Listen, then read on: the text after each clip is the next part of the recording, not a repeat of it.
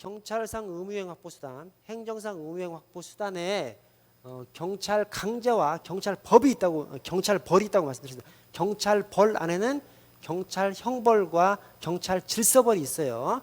경찰 질서벌이 바로 과태료를 부과하는 행위인데, 질서 위반행위 규제법이 뭐냐? 과태료를 부과하는 행위를 정해놓은 법이 질서 위반행위 규제법입니다. 질서 위반행위 규제법에서 질서 위반행위가 뭐냐? 과태료를 부과하는 행위를 질서 위반행위라고 해놨어요. 그래서 이 의무행 확보수단과 연결해서 질서 위반행위 규제법이 나오는 것이 바로 과태료를 부과하는 행위를 규정하고 있는 법이 질서 위반행위 규제법이기 때문에 이 경찰상 의무행 확보수단 연장선상에서 이제 얘기를 하는 겁니다. 자, 질서 위반행위 규제법에 대한 설명 중 옳지 않은 것은, 자, 하나씩 좀 보도록 하겠습니다. 1번, 2번, 3번이 맞고 이제 4번이 틀렸는데요. 자, 1번. 심신장애로 인해서 행위의 옳고 그름을 판단할 능력이 없어. 능력이 없어. 이런 사람에 대해서는 과태료를 부과하지 아니한답니다.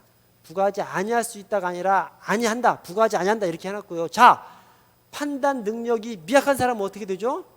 판단 능력이 미약한 사람은 감경한다.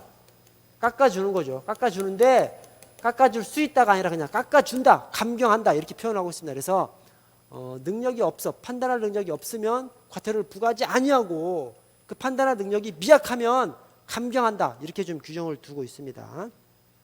자, 이번에 2인 이상의 질서 위반행위에 가담한 때에는 각자가 질서 위반행위를 한 것으로 본다. 이 말이 뭔 말이죠? 이 말이 각자한테 과태료 똑같은 금액 부과한다. 이 말입니다. 그래서 2인 이상이 질서 위반행위에 가담했어. 그러면 각자가 위반행위를 한 것을 보기 때문에 각자한테 과태료 부과 고지서를 보내는 겁니다.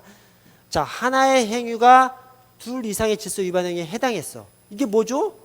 상상적 경합이죠. 하나의 행위가 두 개의 위반이 된 거죠.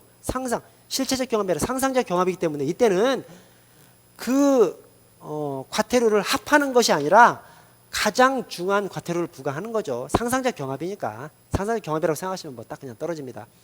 자, 과태료는 행정청의 과태료 부과 처분이나 법원의 과태료 재판이 확정된 후 3년간 징수하지 않으면 시효, 과태료 시효 3년이 아니라 5년으로 규정해놨습니다. 그래서 이 질서 위반행위 규제법에서 이 과태료의 시효,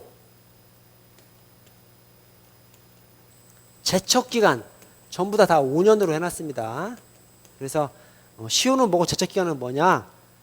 시효, 이 질서 위반행위 규제법에서는 재판이 확정된 다음에 시효 5년으로 해놨고요. 또 질서 위반행위를 한 다음에 5년이 지나면 제척기간으로 해서 과태료 부과하지 못하도록 그렇게 해놨습니다. 자, 시효, 제척기간. 시효는 중단이 있는데 중단이 있을 수가 있어요.